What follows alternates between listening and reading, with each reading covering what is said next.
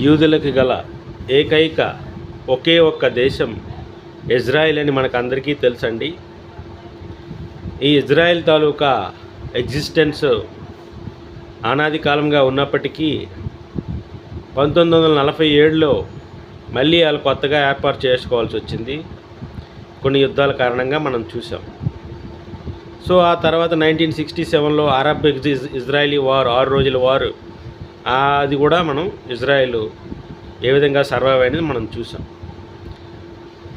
మళ్ళీ October 7న Hamas ఉగ్రవాదులు ఏ విధంగా విధ్వంసకాండ సృష్టించి దాదాపు 1200 మంది పైగా హమాస్ తీవ్రవాదులు కిడ్నాప్ చేసి చాలా మంది వరకు చంపేసి చాలా నానా విధంగా బీభత్సం సృష్టించారు.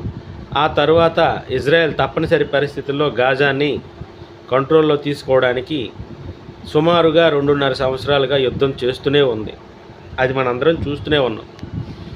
సో ఈ మధ్య Benjamin Netanyahu United nations general అసెంబ్లీలో అతను ప్రసంగించబోయేసరికి అక్కడ ఉన్నటువంటి అరబ్ దేశాలు కానీ, పాకిస్తాన్ కానీ, కొన్ని ముస్లిం కంట్రీస్ వాకౌట్ చేసినట్టుగా మనం కూడా చూసాం.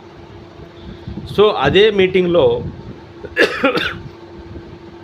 బెంజమిన్ నెతన్యాహు ఒక మాట అన్నారు.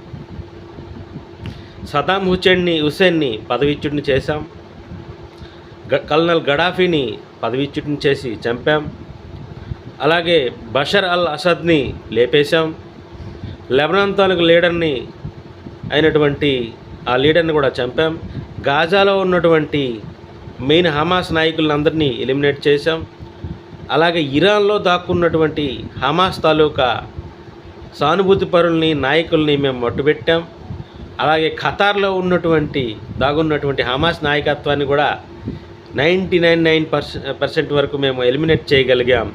ఇది మేము సాధించిన విజయము, ఇది డెత్ టు అమెరికా అన్న వాళ్ళకి చంపపెట్టు అని అతను అందరి ముందు కర్తాల ధ్వనుల మధ్య ఇలా అనేసరికి చాలామందికి కాలి ఉంటుందండి. సో ఆ వీడియో వైరల్ అవుతుంది. తప్పనిసరి పరిస్థితిలో నేను ఆ వీడియో చేయాల్సి వస్తుంది. సో అదండి యుఎన్జిఏ అసెంబ్లీలో నిన్న జరిగిన విషయం. Have a nice day.